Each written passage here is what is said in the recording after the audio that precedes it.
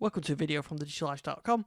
In this video we have a new Windows 10 build to look at. This is 15061 for Windows Insiders on the fast ring, and again this has the watermark, so I know this is not the final release that's going to go out to general Windows users in the next few weeks, so expect another build before that. I'm probably be expecting maybe one or two next week, and it'll be one of those that gets picked as the final release. So what's changed in this build? Well, there's not a huge amount, as you can imagine, this close to the general release of Windows.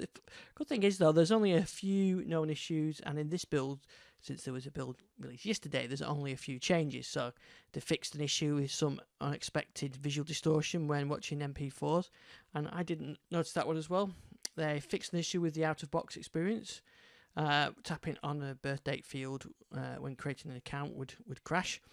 And they fixed an issue with VPN connections, and they fixed an issue with direct 3D9 games that may fail to launch. So the only known issues in this build are you're unable to download language packs, which has been the case for the last few builds, and I think they generally fix that when the main release goes out. And if you get an error when trying to reboot with that error code, that 802 error, then reboot again. And I think I did see this one once before, and this is actually carried over. These two were carried over from the previous build, and so is this one as well. So insiders have seen updates were cancelled. So another issue is some apps and games may crash due to a misconfigured advertising ID that happened on a previous build at 15031, and there's a registry key for that.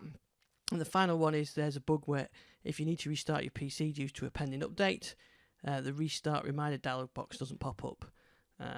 So when you do your update, it doesn't pop up. So you've got to then come into settings to see that. But I haven't seen that bug either. So that's it really. There's not a huge amount of changes with this build, as you would expect.